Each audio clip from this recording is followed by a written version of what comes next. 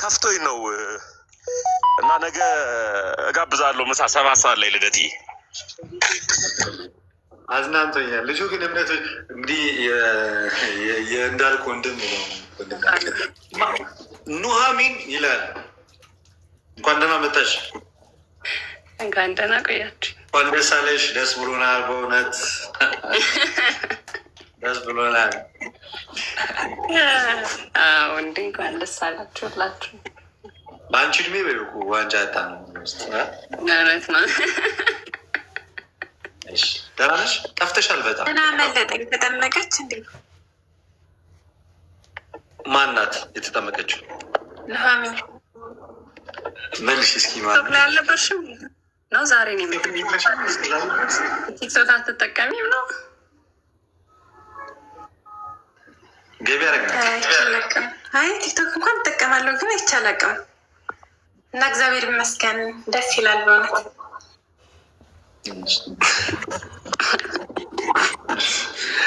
እሺ ማሂታ እንዴት ነሽ? በቀደም ትተሽ ወጣሽ።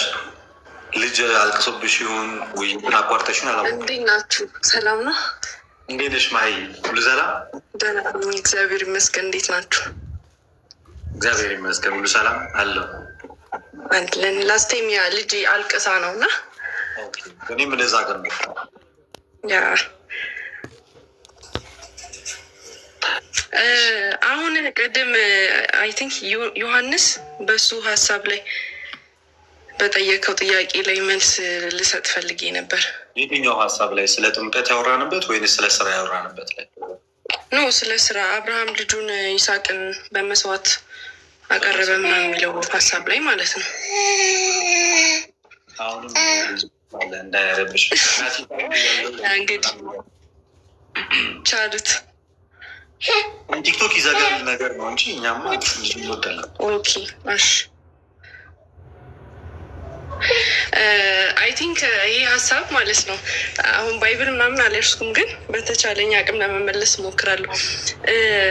አብርሃም ልክ ራእይ ካየ በኋላ ነው አይደል? ራእይ ሳይሆን ህልም ካየ በኋላ ነው አብርሃም አመነ፣ እምነቱም ጽድቅ ሆኖ ተቆጠረለት የሚለው መጽሐፍ ቅዱስ አይደለም። እስቲ አንዴ ጥያቄውን ደግመህ ንገረኝ። ይቅርታ። ሰው በእምነቱ ብቻ ነው ወይ የሚሰራው? ያ እኮ ስለ አብርሃም ያወራችሁት ፓርት ላይ ነው እሱን እኔ ልመልስ የፈለግኩትና ሶሪ አይሰማም፣ ይቅርታ። አይ ስልክ ገብቶብኝ። ሰው በእምነት ብቻ ነው የሚጸድቀው ወይስ በስራም ነው? ሰው በእምነት ነው የሚጸድቀው። በእምነት ሳይሆን በእምነት ብቻ።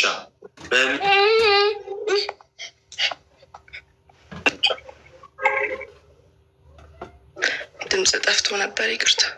ሰው በእምነት ብቻ ነው የሚጸድቀው ወይንስ በስራም ጭምር ነው? ያ ሰው በእምነት ነው የሚጸድቀው። ምክንያቱም እንደኔ ይኸውልህ፣ እኔ መጽሐፍ ቅዱስ እንደተማርኩት እኔ መጽሐፍ ቅዱስን እንደምረዳው ወይ በእምነት ወይንስ በእምነት ብቻ? ብቻን ተውሻት እኮ የእናንተው ትምህርት ና በእምነት ብቻ ነው ሰው የሚጸድቀው፣ ትቼው አይደለም። እሺ እንደዛ ከሆነ የያዕቆብ ምዕራፍ 2 ቁጥር 24 ላይ ሰው በእምነት ብቻ ሳይሆን በስራ እንዲጸድቅ ታያላችሁ ለምን አለ? እሺ እኔ ለእሱ ሀሳብ ደግሞ አይ ቲንክ ሮሜ 3:27-28 አካባቢ አንብብልኝ አንድ ጊዜ። ይሄኛው ክፍል ምን ማለት ነው? ወደዛ ከመሄድሽ በፊት ሰው በእምነት ብቻ ሳይሆን በስራ እንዲጸድቅ ታያላችሁ የሚለው ይሄ መጽሐፍ አንድም ጴንጤ ሲያስረዳው ይቻል አቅም ቃል በቃል ይህን መስመር ይዞ ምን ማለት ነው? በእምነት ብቻ በስራ እንዲጸድቅ ታያላችሁ ማለት ምን ማለት ነው? ምን ማለት ነው? ምን አልከኝ? ያዕቆብ ስንት ነው ያልከኝ? ይቅርታ። ያዕቆብ ምዕራፍ 2 ቁጥር 24 ላይ ሰው በእምነት ብቻ ሳይሆን በስራ እንዲጸድቅ ታያላችሁ ይላል ቃል በቃል ምን ማለት ነው? እንደዛ ማለት አይ ቲንክ ይሄ የመጽደቅ ትርጉም እዚህ ጋር እንደ እኔ ሀሳብ የሚለያይ ይመስለኛል። የመጽደቅ ለያዕቆብ እና ለጳውሎስ ማለት ነው። ያዕቆብ አይደል ያልከኝ? አይ ቲንክ ካልተሳሳትኩ ሰው ለያዕቆብ እና ለጳውሎስ ይለያያል ማለት ይሄ ስለ መጽደቅ የሚያስረዱበት መንገድ ይለያያል ነው የኔ ሀሳብ።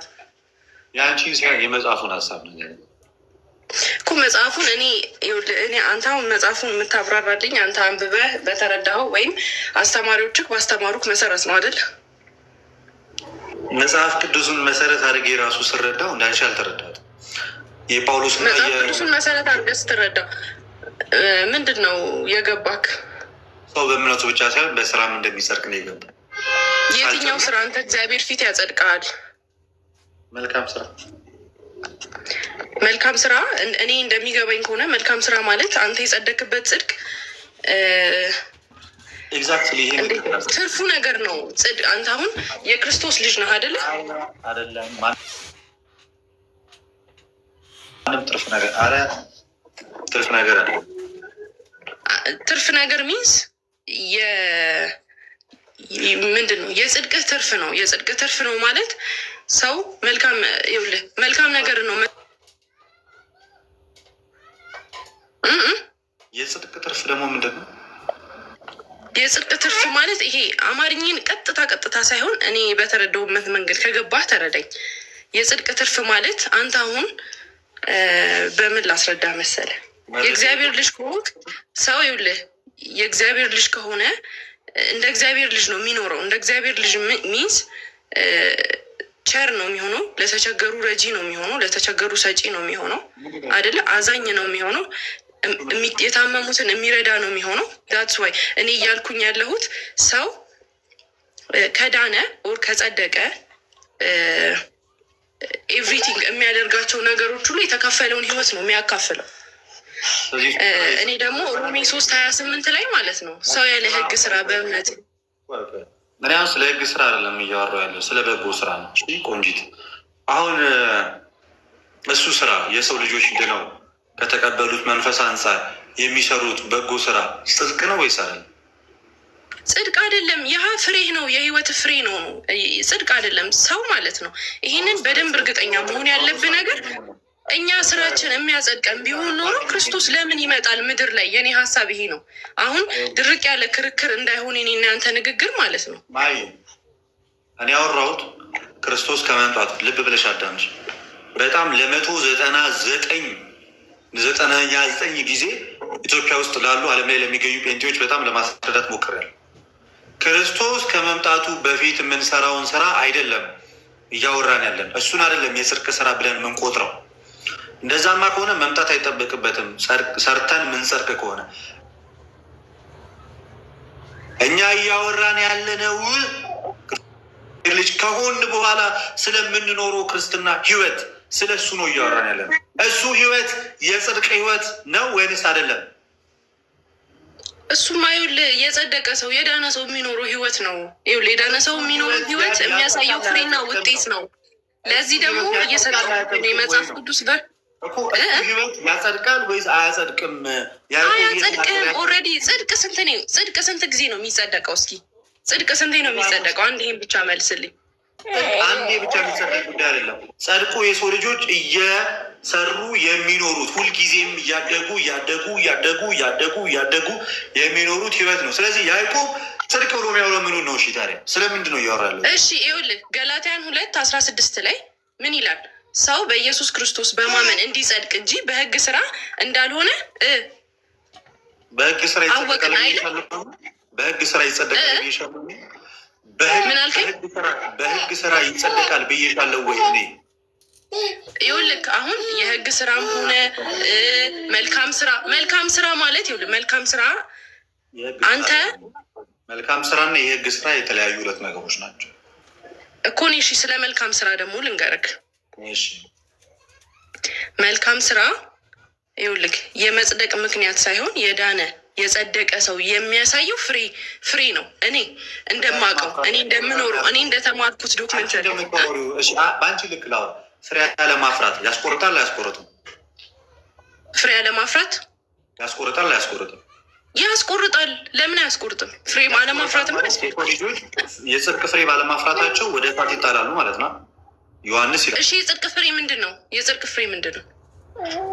ገላትያ አንተ እያልከኝ ያለው ወደ እግዚአብሔር መንግስት እገባለሁ ለአንድ ለተቸገረ ሰው 100 ብር ብሰጥ አንድ ቆይ ማይ ተረጋጊ። ኢሞሽናል አትሁኝ። እሺ ተረጋጊ። ተረጋግተን ነው የጽድቅ ፍሬን አለማፍራት ያስቆርጣል አያስቆርጥም? ስለሽ ያስቆርጣል አልሽ አይደለ?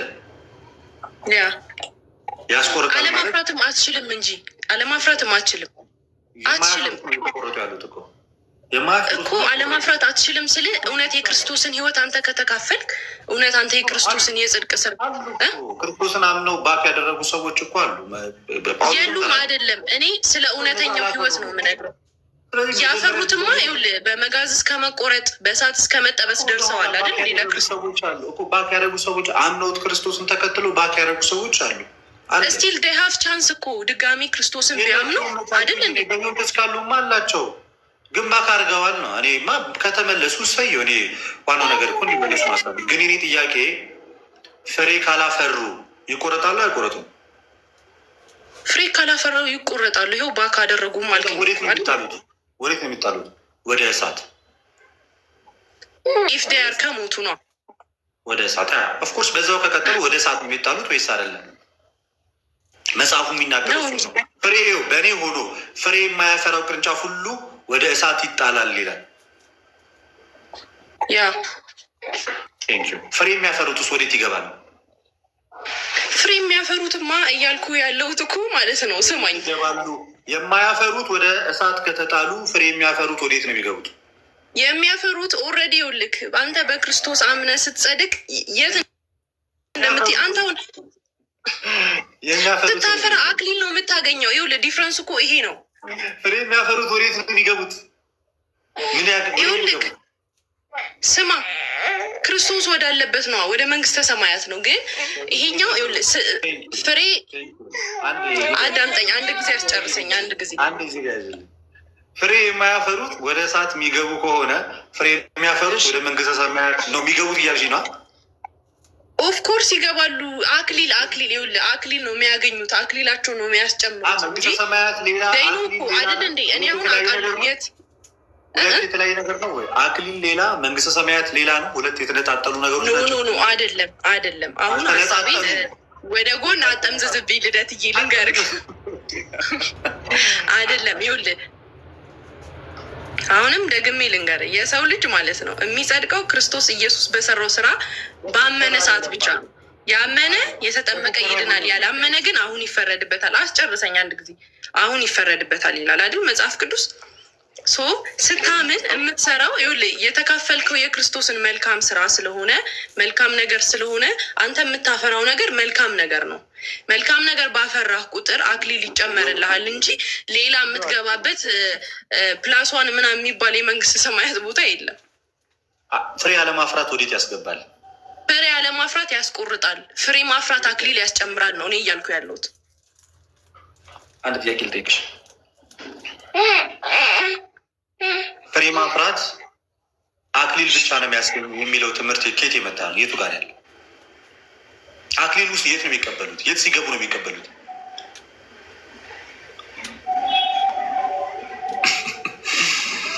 ማይ ፌንጤ ፒፕል ፕሊዝ ሪድ ዘ ባይብል። ትንሽ ገለጥ አድርጎትና በተቻላችሁ አቅም ግለጡት መጽሐፍ ቅዱሱንና ስለ መዳን ምን እንደሚናገር አንብቡት። በቃ በተወሰነ መንገድ እየገለጣችሁት። ሶሪ አልቀሳብኝ ነው ስሜት ያረኳችሁ እንዳያረብሽ። እሺ ድጋሚልኝ አንድ ጊዜ። ምን አልከኝ? አክሊሉን የሚያገኙት የት ሲገቡ ነው? አክሊል የሚገኘውማ በመንግስተ ሰማያት ክርስቶስ መንግስተ ሰማያት ለመግባት ደግሞ ምን ማድረግ አለባቸው? መንግስተ ሰማያት ለመግባት የሚጠበቅብህ በኢየሱስ ክርስቶስ ማመን ነው። ነገርኩ እኮ። ምንድን ነው የሚለው መጽሐፍ ቅዱስ? የክርስቶስን ስራ ለምንድን ነው አሁን እዚህ ጋር የምናውቃለው? አሁን አንተ እየመሰለ ያለህ አላቃለልኩም አይልም አቃልይም አላቅም። ያቃለላችሁት እናንተ ናችሁ። በተቃራኒው ንገረኝ ካልሽ ትንሽ መማር ይቀራችኋል። እሺ አንድ ነገር ብቻ ልጠይቅሽ። በቀጥታ የምትመልሽልኝ ከሆነ ሮሚ ስለጠቀሽብኝ የጳውሎስና የእንትና ጽድቅ ይለያያል ስላልሽኝ እኔ እንደውም ትተውኩትና ያዕቆብን እዛው በጳውሎስ ብቻ ልምግት። ያዕቆብ አልኩ ሐዋርያው ጳውሎስ ለሮሜ ክርስቲያኖች በጻፈው መልእክቱ በምዕራፍ 2 ከቁጥር 7 ላይ ማለት ነው። ላንብብልሽ ጥቅሱ ሮሜ ስም አሁን ባይብል አልያዝኩም፣ ይቅርታ ግን አምኛል። እሺ የ1987 መጽሐፍ ቅዱስ ማነብልሽ ከዛ ሮሜ ስንት ነው? ሮሜ ምዕራፍ 2 ቁጥር 6 እስከ 7 ድረስ ያለውን የእግዚአብሔርን ቃል አብረን እናነበዋለን። መቼስ አላምህም አትይኝም አይደለ? ያው ሁሉም እንደየአረዳዱ ይለያያል። ግን አንዳንድ ነገር እንደየአረዳዳችን የምትለያዩት ማለት ነው። ጴንጤዎች ብቻ ናቸው። እኛ አረዳዳችን ችግር የለበት። እንዲህ ይላል፣ እርሱ ለእያንዳንዱ እንደ ስራው ያስረክበዋል። እርሱ ለእያንዳንዱ እንደምን ያስረክበዋል? እንደ ስራው ያስረክበዋል። እርሱ ለእያንዳንዱ እንደ ስራው ያስረክበዋል። በበጎ ስራ በመጽናት ምስጋናና ክብርን የማይጠፋንም ሕይወት ለሚፈልጉ የዘላለም ሕይወት ይሰጣቸዋል ይላል። በምን የሚጸኑት ናቸው የዘላለም ሕይወት የሚሰጣቸው? ማይ ድገምልኝ አንድ ጊዜ ይቅርታ። እርሱ ለእያንዳንዱ እንደ ስራ ያስረክበዋል። ማንን ያስረክበው እንደ ስራ? ኢየሱስ ነው። ተረካቢዎቹም እነማንን? ክርስቲያኖች። ጎበዝ። እሺ፣ በበጎ ስራ ልብ ብለሽ አዳምጪ። በበጎ ስራ በመጽናት ምስጋናና ክብርን የማይጠፋንም ሕይወት ለሚፈልጉ የዘላለም ሕይወት ይሰጣቸዋል ይላል። በምን የሚጸኑት ናቸው የዘላለም ሕይወት የሚሰጣቸው? ማይ በበጎ ስራ። ስለዚህ በሰው በበጎ ስራ ሲጸና የዘላለም ሕይወት ይሰጠዋል አይሰጠው?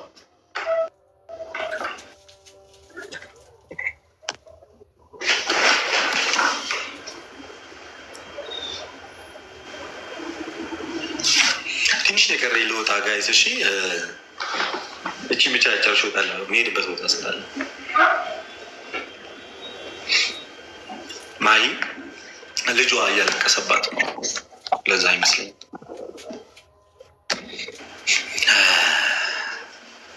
ማይ ፌንቴ ፋሚሊ ፕሊዝ ትንሽ ብቻ ለመረዳት ሞክሩ። በጣም እችን የምታክለ እችን የምታክለ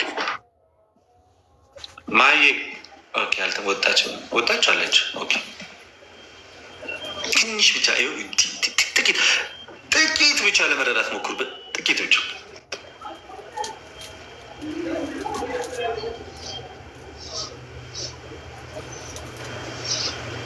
ሮሜ ምዕራፍ 2 ቁጥር 6 እስከ 7 ድረስ አብዛኛው ፕሮቴስታንት የሚጠቅሰው እሺ ተመለሽ፣ ችግር የለም። እኔ እስከዛ ሌላ ነገር አወራለሁ። አብዛኛው ፕሮቴስታንት የሚጠቅሰው ሮሜ ምዕራፍ 3 ቁጥር 21 አካባቢ ሰው በሕግ ስራ ቢጸድቅ ኖሮ እንኪያስ ክርስቶስ ብቻ ሀሳቦች አሉ እና 3 ላይ ያለው ሀሳብ እግረ መንገዴን ሃይላይት ሊሄድበት እና ልንገራችሁ። ሮሜ ምዕራፍ 3 ቁጥር አሁን ግን እንዲህ ይላል ቁጥር 21 ላይ አሁን ግን በሕግና በነቢያት የተመሰከረለት የእግዚአብሔር ጽድቅ ያለ ሕግ ተገልጧል። እርሱ ለሚያምኑ ሁሉ የሆነ በኢየሱስ ክርስቶስ በማመን የሚገኘው የእግዚአብሔር ጽድቅ ነው። ልዩነት የለምና ሁሉ ኃጢአትን ሰርተዋል፣ የእግዚአብሔርን ክብር ጎሏቸዋል። በኢየሱስ ክርስቶስ በሆነው ቤዛነት በኩል እንዲያው በጸጋው ይጸድቃሉ። እርሱንም እግዚአብሔር በእምነት የሚገኝ በደሙ የሆነ ማስተስረያ አድርጎ አቆመው። ይህም በፊት የተደረገውን ኃጢአት በእግዚአብሔር ችሎታ ስለመተው ጽድቁንም ያሳይ ዘንድ ነው። ራሱም ጻድቅ እንዲሆን በኢየሱስ የሚያምን እንዲጸድቅ አሁን በዚህ ዘመን ጽድቁን ያሳይ ዘንድ ነው። በፊት የነበረውን ኃጢአት ስለመሻር ነው ከተባለ በአንዱ በአዳም ምክንያት የመጣው በደል ብዙዎችን ስለወረሰና ሞት የሚባል ክፉ በሽታ ስለያዘን ሁላችንም ከሕግ በታች ሆነን ከጽድቅ በታች ሆነን ሞት በተባለ በሽታ ታመን የነበርነው ሰዎች ክርስቶስ ኢየሱስ በሰራው ስራ እንዲያው በጸጋ ከዚያ ኃያል ሞት ወጥተን የእግዚአብሔር ልጆች ተብለናል። ያንን የእግዚአብሔር ልጅነትን ለማግኘት የመጣብንን ታላቁን ሞት ያለፍነው ክርስቶስ ኢየሱስ በሰራው ስራ ነው እንጂ በሕግ ስራ አይደለም፣ በመልካም ስራም አይደለም። ሰው ቤተክርስቲያን ለዛ ነው የመጀመሪያው ድህነት ወይንም ኢኒሻል ሳሊቬሽን ብላ የምትናገረው። የሰው ልጆች በአዳም ምክንያት የመጣባቸውን ሞት በራሳቸው ስራ በራሳቸው ትግል አልዳኑም። የዳኑት በምንድን ነው? በክርስቶስ ኢየሱስ በማመን ብቻ አይደለም፣ በማመን አምኖን በመጠመቅ እናም እውነተኛውን የጌታችን የኢየሱስ ክርስቶስን ቅዱስ ሥጋውንና ክቡር ደሙን በመቀበል ነው።